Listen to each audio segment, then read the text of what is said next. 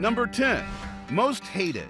Pharmaceutical company CEO Martin Shkreli makes our list, not just because he jacked up the price of a drug to treat AIDS and cancer patients over 5,000%, also because he took too long to stop talking.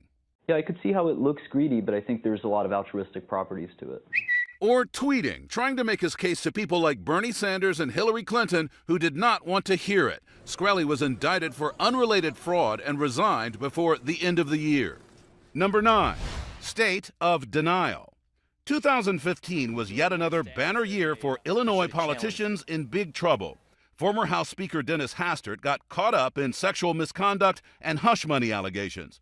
Former Congressman Aaron Schock resigned after misusing taxpayer money, including to redecorate his office in the style of the Downton Abbey TV show. And Chicago Mayor Rahm Emanuel was on the ropes for his city's handling of police shooting video that somehow didn't go public until after the mayor got reelected. I'm responsible. I don't shirk that responsibility. Number 8, the year of family values. This is the story of my family. We're the Duggars. Conservative family man and reality TV star Josh Duggar quit the Family Research Council after admitting that while in his teens, he molested 4 of his sisters. And then Duggar popped up when the Ashley Madison hackers started naming names. Though he wasn't the only one, 32 million people buying into the website's slogan, "Life is short, have an affair." Number 7, black like me. The story of Rachel Dolezal was hard to watch but impossible to turn away. President of Spokane's NAACP outed as white by her parents.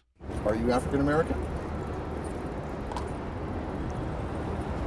I don't understand the question of... No crime, of course. In a colorblind society, it wouldn't matter. But this is not that America.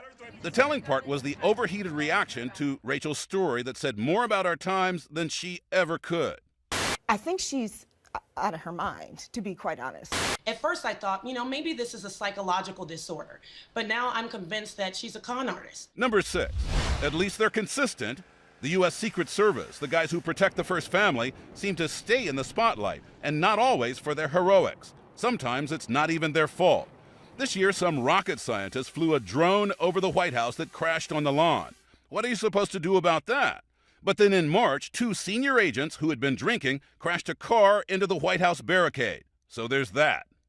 Number 5, journalism's naughty list is anchored this year by former NBC nightly news anchor Brian Williams. I want to apologize. I said I was traveling in an aircraft that was hit by RPG fire. Who somehow managed to turn his credibility into a late-night comedy routine.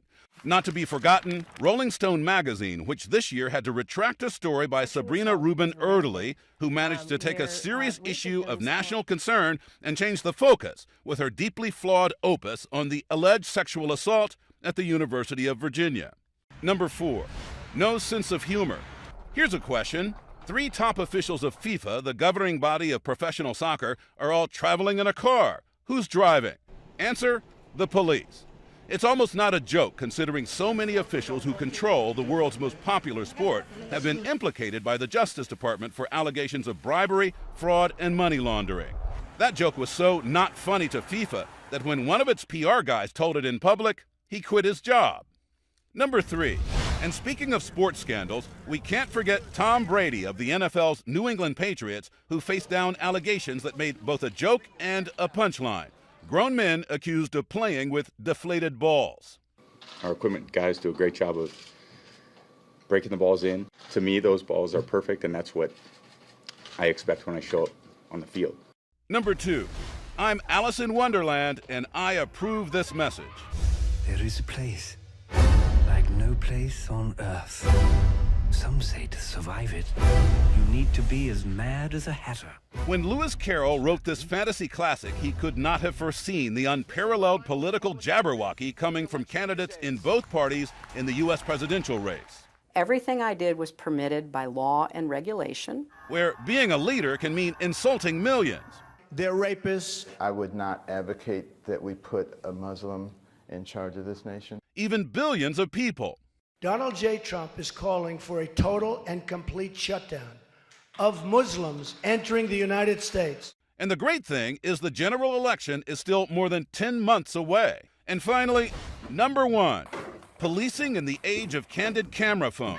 It has dominated the headlines for more than a year, separating the vast majority of officers just doing their jobs from those who abuse their power.